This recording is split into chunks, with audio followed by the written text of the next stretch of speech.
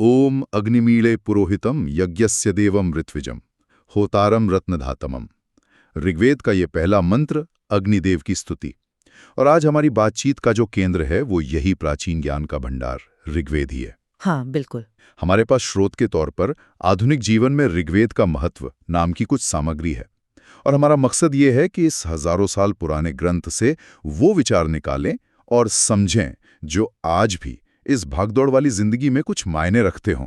और ये सवाल ही अपने आप में बड़ा दिलचस्प है हाँ, कि क्या वाकई हजारों साल पहले जो बातें कही गई थीं वो आज के दौर की जो उलझनें हैं, चाहे वो सामाजिक हों या मानसिक या फिर पर्यावरण से जुड़ी, उनके लिए कोई रास्ता दिखा सकती हैं? हाँ, कोई रोशनी दे सकती हैं। बिल्कुल। हमारी जो स्रोत सामग्री है वो इसी तरफ सोचने के लिए कुछ सूत्र देती है, कुछ खास श्लोकों और कॉन्सेप्ट्स के जरिए। तो फिर शुरू करते हैं इस पड़ताल को। पहली कड़ी है ऋग्वेद और समाज, और इसमें एक बहुत खास शब्द आता है, ऋत। ऋत।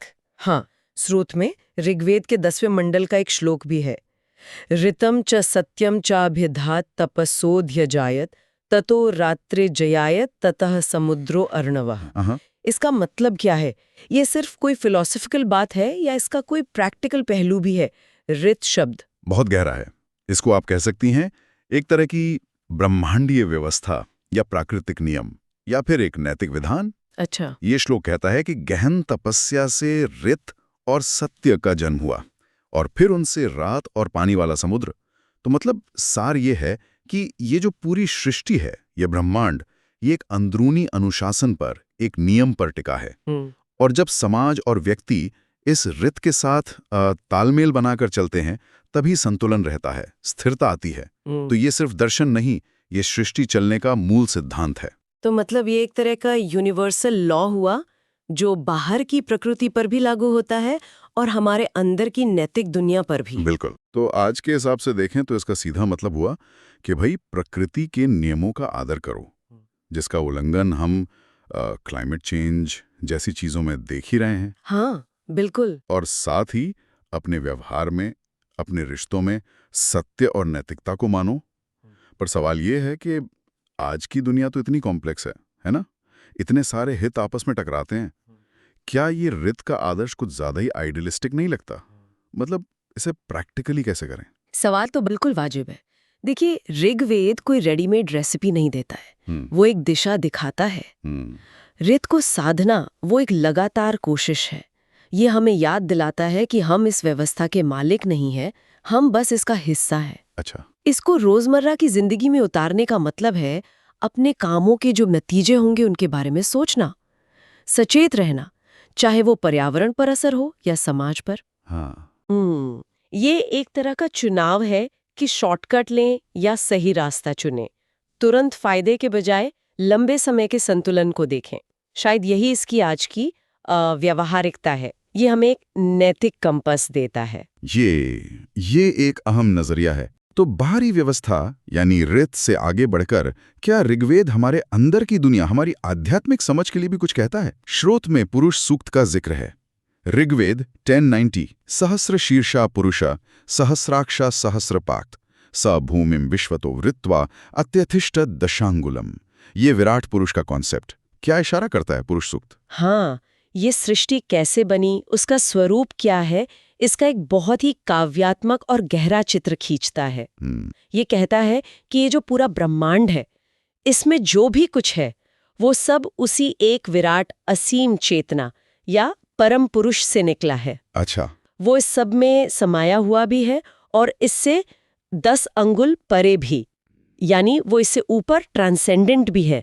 इसका आज की जिंदगी के लिए जो सबसे बड़ा मतलब निकलता है वो है एकता का संदेश। अगर सब कुछ उसी एक स्रोत से आया है तो फिर हम सब, इंसान, जानवर, पेड़ पौधे, सब मूल रूप से जुड़े हुए हैं। बिल्कुल। मतलब हर किसी में उसी परम तत्व का अंश है। हाँ, ये विचार तो फिर अलगाव की सारी दीवारें गिरा देता है। एकदम। यही पुरुष सूक्त की, आप कह सकते हैं, क्रांतिकारी दृष्टि है। ये हमें सिखाता है कि जो सतह पर हमें भिन्नताएं दिखती हैं, उनके नीचे एक गहरी एकता है। वाह। और जब हम इस एकता को महसूस करते हैं तो फिर अपने आप ही करुणा, सहानुभूति, साथ रहने की भावना वो पैदा होती है। हाँ। जिसे हम वसुधैव कुटुंबकम कहते हैं, उसकी जड़ें कहीं ना कहीं इसी विचार में मिल सकती हैं। ये सिर्फ कोई आध्यात्मिक बात नहीं है, ये सामाजिक शांति और यूनिवर्सल ब्रदरहुड का आधार बन सकता है। ये वाकई सोचने वाली बात है कि हजारों साल पुराना एक विचार आज के इतने बिखरे हुए समाज को जोड़ने का कितना शक्तिशाली सूत्र दे सकता है। अच्छा। पर्यावरण पर लौटते हैं। ऋत के अलावा स्रोत में वरुण सूक्त का भी जिक्र है, ऋग्वेद 1.25। इसका भावार्थ ये बताया गया है कि वरुण जो ब्रह्मांडीय कानून के स्वामी हैं, वो प्रकृति के हजारों बंधनों मतलब पाशों से हमारी निगरानी करते हैं। ये ऋत से कैसे अलग है या जुड़ा हुआ है? वरुण को अक्सर ऋत का रक्षक माना जाता है, खासकर पानी और जो प्राकृतिक व्यवस्था है उसके संदर्भ में। अच्छा। वरुणस्य पाशा वाला जो भाव है वो एक तरह की चेतावनी भी है। ये पाश या बंधन असल में प्रकृति के नियम ही हैं। जब हम प्रकृति के तत्वों का अनादर करते हैं, उन्हें गंदा करते हैं, प्रदूषित करते हैं, तो हम इन नियमों को तोड़ते हैं। हाँ। और तब यही नियम वरुण के पाश की तरह हमें जकड़ते हैं। कैसे?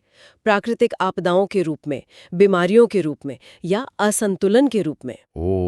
तो ये प्रकृति के साथ हमारे रिश्ते को एक नैतिक आयाम देता है कि प्रकृति सिर्फ इस्तेमाल की चीज नहीं है, बल्कि एक जीती जागती व्यवस्था है जिसके प्रति हमारी जिम्मेदारी है।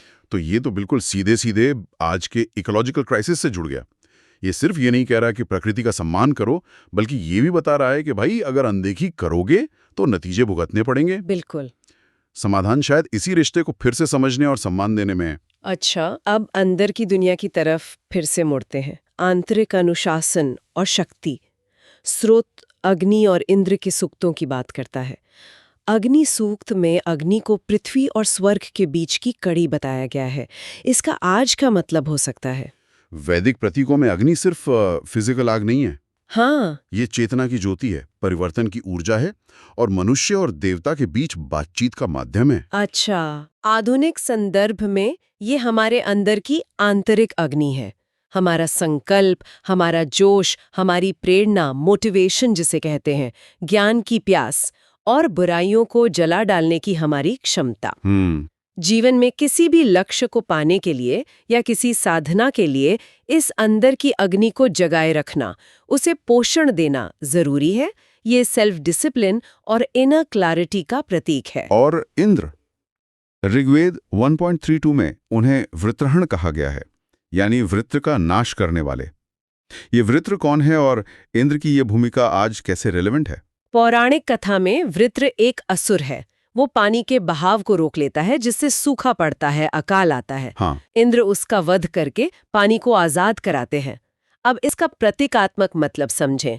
वृत्र हमारे जीवन की वो बाधाएं हैं, वो रुकावटें जो हमारी ऊर्जा, हमारी क्रिएटिविटी, हमारे विकास के फ्लो को रोकती हैं।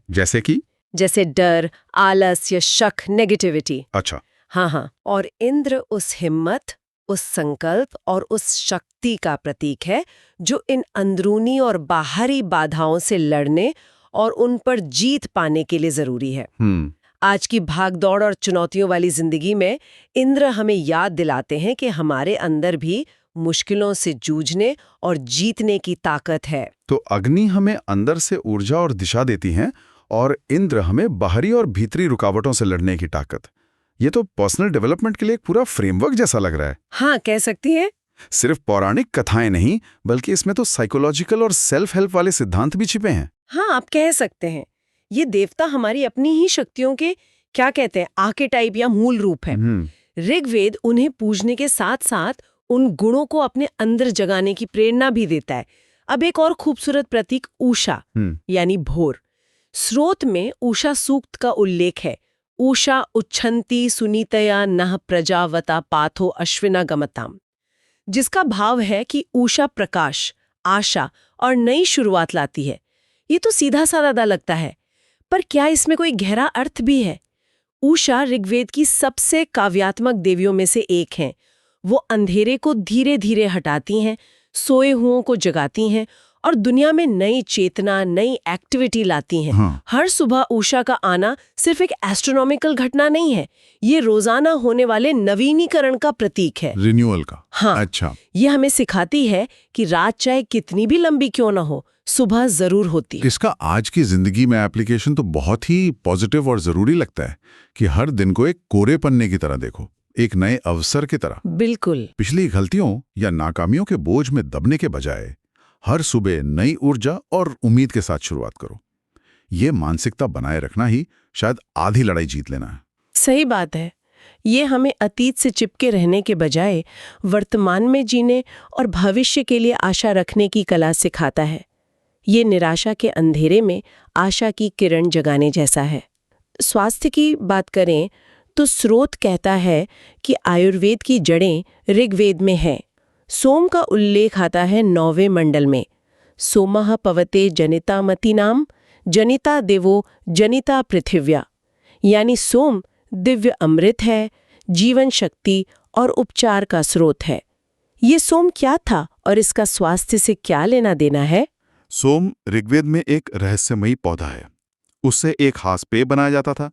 इसे देवताओं का प्रिय पेय मानते थे और ऐसा माना जाता था कि यह शक्ति, स्फूर्ति, लंबी आयु और यहां तक कि अमरता भी देता है।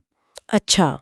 इसकी असली पहचान क्या थी, इसे लेकर विद्वानों में आज भी बहस चलती है। कोई इसे मशरूम कहता है, कोई और पौधा।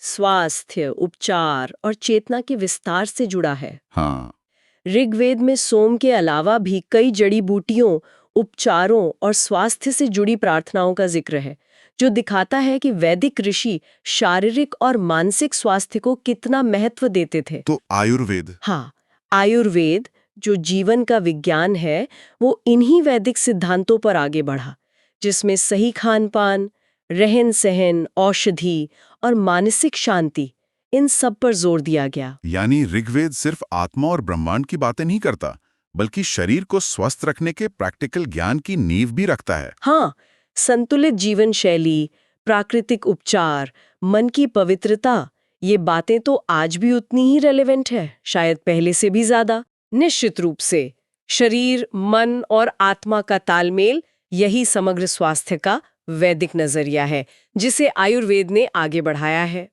और जहां मन और आत्मा की बात आती है, वहां योग और ध्यान का जिक्र न हो, ऐसा कैसे हो सकता है? स्रोत गायत्री मंत्र की ओर इशारा करता है। ऋग्वेद 3.62.10 ओम भूर्भुवः स्वः तत्सवितुर्वरेण्यं भर्गो देवस्य धीमहि धियो यो नः प्रचोदयात्। ये मंत्र तो आज करोड़ों लोगों की साधना का हिस्सा है। इसकी क्या खासियत है? गायत्री मंत्र, हाँ, ये ऋग्वेद के सबसे प्रसिद्ध और शक्तिशाली मंत्रों में से एक है।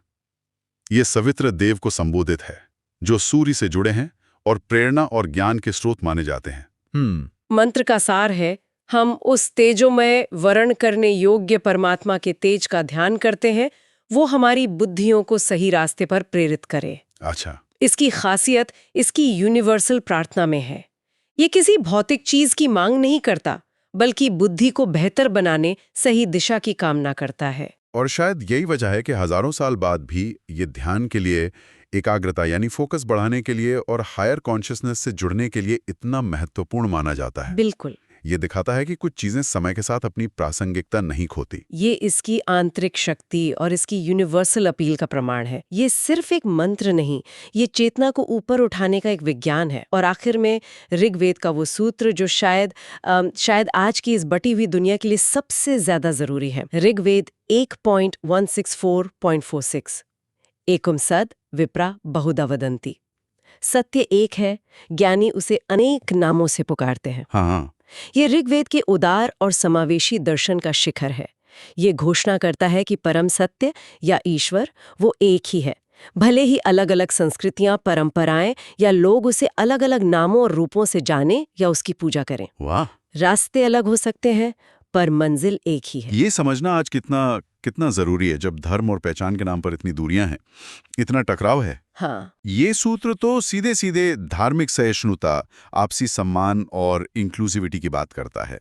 ये विविधता को खतरा नहीं, बल्कि सच के ही अलग अलग पहलुओं की तरह देखता है। हाँ, ये अनेकता में एकता का एक टाइमलेस संदेश है। यह हमें सिखाता है कि अपने रास्ते पे चलते हुए दूसरों के रास्तों का भी सम्मान करें, क्योंकि सत्य किसी एक की बपौती नहीं है। तो इस पूरी बातचीत का अगर सार निकालें तो ये साफ है कि ऋग्वेद सिर्फ कोई पूजा पाठ या कर्मकांड का ग्रंथ नहीं है। ये तो जीवन को गहराई से समझने और जीने की एक गाइड बुक जैसा है, हाँ बिल्कुल। जिसमें ब्रह्मांडीय नियमों से लेकर सामाजिक एकता, पर्यावरण चेतना, आंतरिक अनुशासन, आशा, स्वास्थ्य और सार्वभौमिक सत्य तक के सूत्र बिखरे पड़े हैं। सही कहा। अगर समेटना हो तो ऋग्वेद हमें याद दिलाता है कि एक सार्थक जीवन रित यानी व्यवस्था और नैतिकता और सत्य पर आधारित होता है। ये हमें पुरुष सूक्त के जरिए सब में एक ही चेतना देखने की दृष्टि देता है, जिससे करुणा पैदा होती है। वरुण हमें प्रकृति के प्रति जिम्मेदार बनाते हैं। अग्नि और इंद्र हमें अंदरूनी शक्ति और अनुशासन सिखाते हैं। हाँ। उषा रोज नई उम्मीद जगाती है। सोम और दूसरे संदर्भ स्वास्थ्य का महत्व बताते हैं। गायत्री हमें आत्मज्ञान की ओर ले जाती है और एकोम सत हमें जोड़ता है। ये सिद्धांत टाइमलेस हैं और शायद आज की जो उलझनें हैं उनमें इनकी जरूरत और भी ज्यादा है। चलिए इस सार्थक बातचीत को शांति मंत्र के साथ समाप्त करते हैं। चलिए इस सार्थक बातचीत को शांति मंत्र के साथ समाप्त करते हैं। ओम द्यो शांतिरंतरिक्षम शांति, पृथिवी शांतिरापः शांतिरोषधयः शांति, वनस्पतयः शांतिर्विश्वे देवाः शांतिर्ब्रह्म शांति, सर्वं शांति शांतिरेव शांति, सामा शांतिरेधि। ओम शांति शांति शांति। ये शांति पाठ अपने आप में पूरे ब्रह्मांड के साथ तालमेल की प्रार्थना है। एक आखिरी विचार छोड़ जाते हैं सुनने वालों के लिए। हाँ। इन प्राचीन वैदिक सिद्धांतों को जानने के बाद क्या ये सोचना दिलचस्प नहीं होगा कि अगर इनमें से किसी एक सिद्धांत को, जैसे रोजमर्रा की जिंदगी में रित के हिसाब से जीने की एक सचेत कोशिश करना या हर सुबह को उषा की तरह एक नई शुरुआत मानना, अगर पूरी निष्ठा से अपनाया जाए तो आधुनिक जीवन की भागदौड़ में हमारे नजरिए और व्यवहार में कैसा और कितना बदलाव आ सकता है? ये सचमुच विचार करने लायक प्रश्न है और इसी सवाल के साथ हम आज की ये यात्रा यहीं समाप्त करते हैं। अगली बार हम यजुर्वेद के जगत में कदम रखेंगे और यज्ञ और कर्मकांड के पीछे के विज्ञान और दर्शन को समझने की कोशिश करेंगे। जुड़े रहिएगा।